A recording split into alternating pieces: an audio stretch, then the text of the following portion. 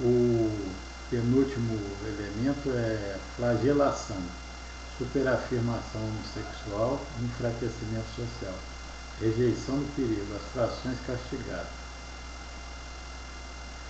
Então, nós já vimos no tema do desenho dos sexos as restrições de papéis. E é preciso pensar no modelo da caverna para a expansão dos sábios. As mulheres são competentes para a organização e os homens são competentes para a produção. Então, os homens produzem e as mulheres organizam. A produção é a economia, a organização é a sociologia. Então, eu chamei de produção-organização, quer dizer, socioeconomia. As mulheres está entregue à organização, e aos homens à produção. Os homens vão e buscam e vêm e entregam às mulheres. Então, aqueles 90% que eu falei no desenho dos sexos, os machos e as fêmeas, responsáveis pelas famílias e os filhos, 90%. E os outros 10% são as pseudofêmeas e os pseudomachos e seus aderentes respectivos. Então, quando as mulheres vão... Você tem que lembrar dos 8 níveis. Então, indivíduo, família, grupo, empresa, cidade, município, estado, nação e mundo. Então, as mulheres organizam no nível de família e a caverna se esgota nesse nível. A frente de técnico-científico se esgota nesse nível. Aí elas passam ao grupo. E a frente TC, né, técnico-científico, se esgota nesse nível. Elas passam à empresa. E a TC se esgota novamente. Quer dizer, a caverna entope e não há mais chance de crescimento. Aí elas vão passar ao nível de cidade, município, estado, nação e agora ao mundo. Passar ao nível de mundos, a globalização, a planetarização, significa que as mulheres esgotaram o nível anterior, nacional. Elas se tornaram... põe uma nova exigência de desenvolvimento para os homens que nos empurra para o espaço chamado exterior, o espaço circunterrestre, fora da Terra, o sistema solar. Então, o próximo nível de desenvolvimento é o do sistema solar. Os homens irão ao sistema solar trazer os elementos que vão entregar às mulheres para a nova organização. Enquanto isso, e é preciso investigar, os historiadores devem investigar isso, por exemplo, no Império Romano houve um instante em que eles se tornaram bastante dissolutos, bastante anárquicos em questões sexuais, bastante liberais e abusivos. Então, isso depois se deu novamente na época da Revolução Francesa. E é preciso ver então se houve um período assim de liberalismo, de fornicação, como diz o religioso desenfreado, lá por 1453, na mudança de idade. Enfim, se cada vez que há uma mudança de idade, 476, 1453, 1789, 1991, há uma liberalização de costumes e uma queda nos abusos sexuais,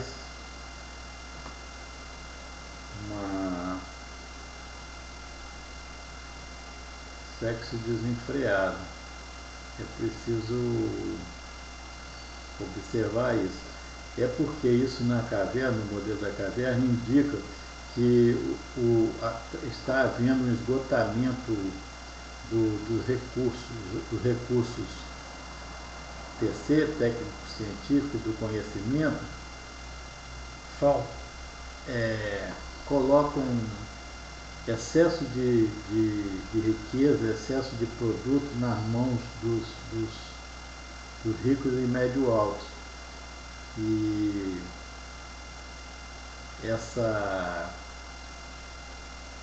esse excesso provoca luxúria e provoca esse luxo excessivo, desbragado.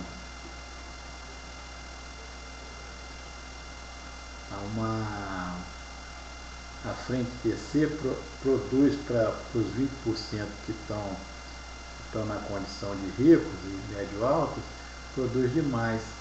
Ela se tornou francamente eficaz, muito disparadamente eficaz, e produz excessivamente, mas não para todos, produz para poucos, produz excessivamente para esses poucos. Esses poucos se tornam destemperados. Eles não só não conseguem ver os 80%, eles não conseguem ver o perigo. O perigo está rondando e eles não conseguem enxergar. Então, nesse instante, esse perigo, há uma superafirmação homossexual. Em cada uma dessas fases, os historiadores vão ter que investigar, em cada mudança de idade, se há essa superafirmação homossexual, que é o homossexualismo. É uma publicação, ela se projeta, ela se derrama sobre os olhos da coletividade. E há um enfraquecimento social, porque os 20% eles não estão vendo o perigo, eles não estão vendo a angústia dos 80%. E como eu vou falar depois, espero, os líderes revolucionários não saem dos 80%, eles não saem dos pobres e miseráveis, eles saem dos ricos e médio altos. Eles são cooptados, eles sempre emergem das frações tenentes e não das frações despossuídas. Os líderes da Revolução Francesa, do 18 Brumário, da Revolução Americana e tal, eles não saem do povo propriamente dito, dos sem terra, dos sem camisa, dos sem cabeça, dos sem não sei das quantas. Se não tem, como vai fazer? Sai dos que tem. As lideranças revolucionárias sempre são da classe média até a classe média alta, e os ricos saem dali. Na medida que há esse enfraquecimento social, em que não se deu ainda não se passou ainda o próximo nível de acumulação, que no caso humano seria o sistema solar, se as mulheres não podem organizar, elas se tornam, elas se devoram, a coletividade se devora endogenamente, ela se devora, é uma guerra intestina. O corpo começa a se devorar, se ele não vai para frente, ele começa a se comer por dentro, os vermes começam a comer a humanidade por dentro. E ela está ameaçada de extinção, conforme foi falado ontem, crise, guerra e extinção. Então, se a coletividade não provoca um novo fortalecimento social, a sociedade ameaça morrer. Isso significa que os homens devem reproduzir para entregar a reorganização feminina, que seria a rejeição do perigo. Mas, enquanto isso, o perigo não está sendo rejeitado, pelo contrário, as pessoas não conseguem nem ver. Então, a superafirmação homossexual sempre mostra sempre antecipa essa flagelação, porque há uma oscilação. É muito curioso ver esse negócio no modelo, porque as pessoas, a esquerda e a direita, né, suponhamos o corpo, a esquerda, a direita e a esquerda. Então, qual que vem primeiro? Vem primeiro é a esquerda, é a afirmação das liberdades. Desculpe. Então, aqui está a esquerda, aqui está a direita. Aqui está a esquerda e direita. Esquerda, direita. Então, quem afirma primeiro? Aqui está o centro. Há o centro é trazido para a esquerda, violentamente puxado para a esquerda. Ele é trazido para a esquerda. A direita reage. Então ela começa a puxar para lá. E é novamente trazido para cá. E é novamente levado para lá. De forma que, se não houver uma situação em que haja a reposição do centro, deve haver um elemento que é capaz, que está à esquerda, ela leva para a direita. Aí deve oscilar cada vez menos, de forma que haja uma recomposição pelo centro. E se não for feito isso, a sociedade cai, entra em guerra fratricida, que antigamente acontecia na Inglaterra, na França. Hoje o mundo é o planeta, né? O mundo não é mais a França ou a Inglaterra ou os Estados Unidos. Os conflitos não são mais nacionais, são planetários. Daí a história de ontem da crise, guerra e extinção. Porque a esquerda e a direita, elas vão tentar puxar para os extremos.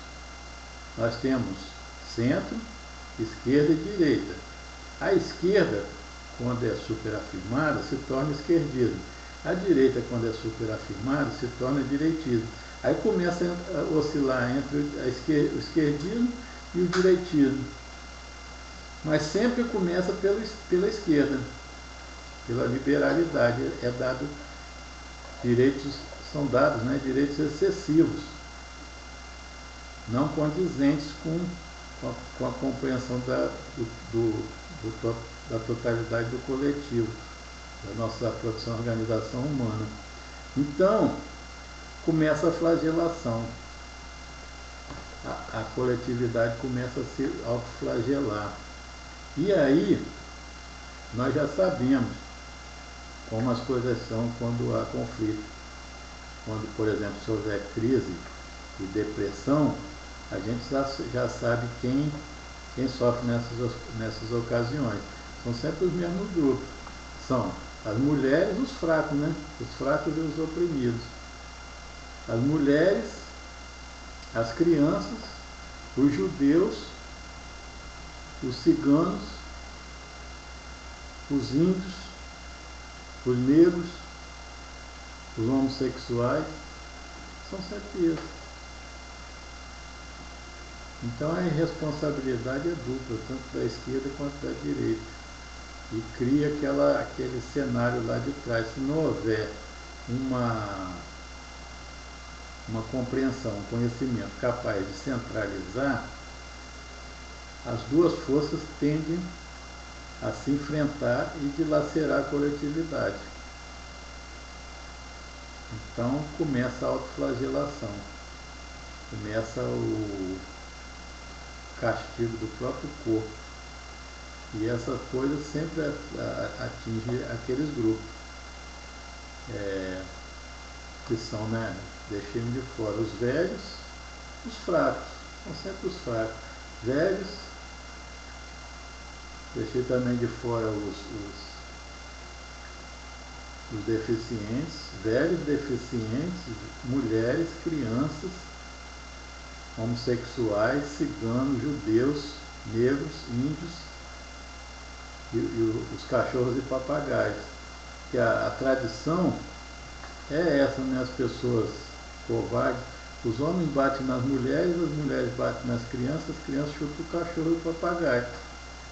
É assim que as coisas têm sido, infelizmente. Tem sido esse desastre por conta da burrice dos governantes.